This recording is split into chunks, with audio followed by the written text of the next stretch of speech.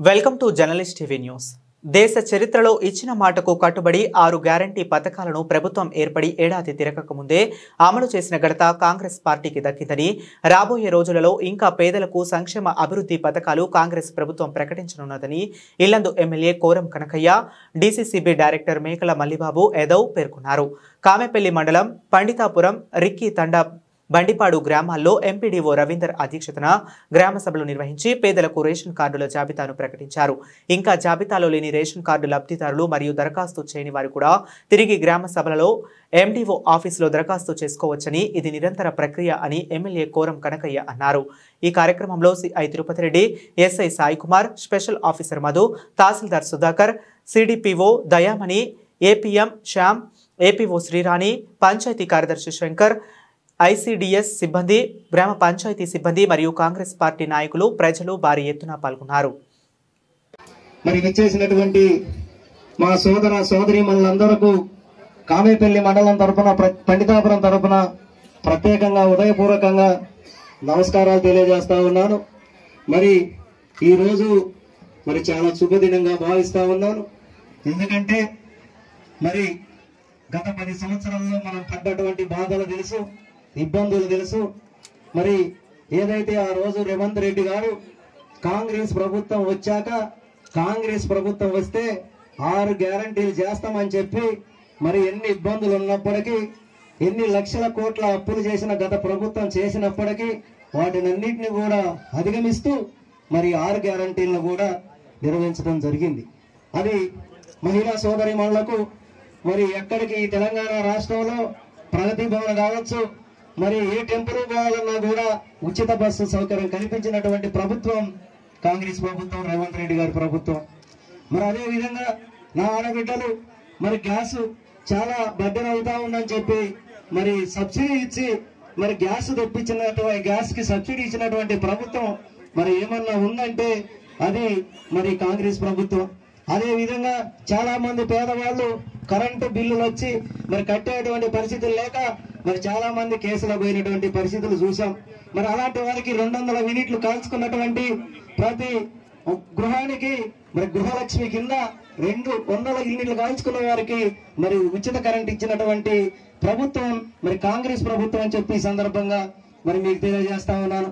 అదే విధంగా మరి ప్రభుత్వం రాగానే చాలా మంది హాస్పిటల్ పోయి, కార్పొరేట్ హాస్పిటల్ పోయి వైద్యం తగ్గక ఉన్న ఆస్తులను నమ్ముకొని డబ్బులు లేక ఇబ్బంది పడతా ఉంటే మరి వారికి కూడా ఉచిత వైద్యం కోసం మరి ఆరోగ్యశ్రీ పెట్టి 10 లక్షల రూపాయల వరకు కూడా ప్రభుత్వం ఈ రోజు వెసులుబాటు కల్పిస్తున్నటువంటి పరిస్థితి.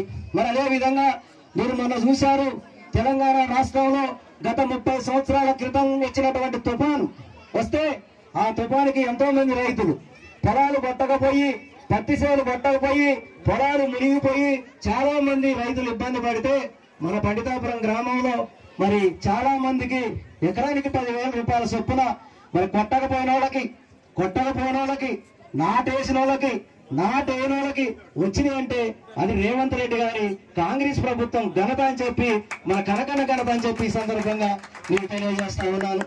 మరి ఇక అదే విధంగా ఇప్పుడు రేపు మరి మన స్వతంత్రం కోసం పోరాడి స్వతంత్రాన్ని తీసుకొచ్చుకొని మరి 78 సంవత్సరాలు అవుతుంటే ఈ స్వతంత్రంలో రేపు జనవరి 26వ తారీఖున మరి 4 పథకాలని మరి అమలు చేయబోతా ఉంది ఈ రేవంత్ రెడ్డి గారి ప్రభుత్వం అని చెప్పి ఈ సందర్భంగా మీకు తెలియజేస్తా ఉన్నాను.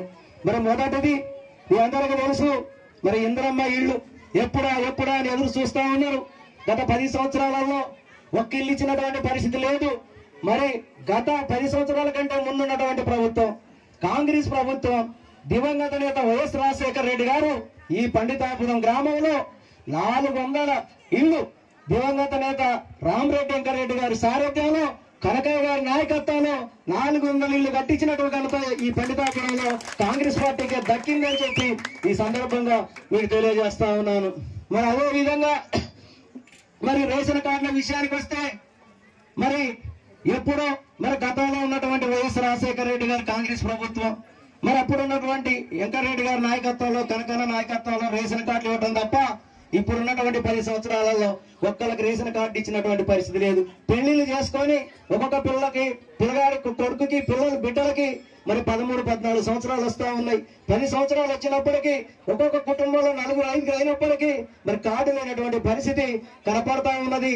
మరి ఇవన్నీ కూడా దృష్టిలో పెట్టుకొని మరి ఏదో ఒక రేవంత్ రెడ్డి గారు పాదయాత్ర చేసి ప్రజల దృష్టిని ఆలోచించి మరి రేషన్ కార్డులు ఇచ్చే కార్యక్రమాన్ని మరి ఈ రోజు మన పండితాపురానికి 105 కార్డులు శాంక్షన్ అయి వచ్చినాయి. 105 వచ్చినాయా? ఇది చాలా పెద్ద గ్రామం. ఇంకా మాకు రాలేదని చెప్పి చాలా మంది ఆందోళన చెందుతా ఉన్నారు. వాళ్ళందరికి కూడా ఇచ్చేటువంటి బాధ్యత మరి కనకన్న తీసుకుంటాడు, ఈ కాంగ్రెస్ ప్రభుత్వం తీసుకుంటుంది, ఈ మండల పార్టీ తీసుకుంటది. ఎవరు ఆందోళన చెందాల్సినటువంటి అవసరం లేదని చెప్పి ఈ సందర్భంగా మీకు తెలియజేస్తా ఉన్నాను.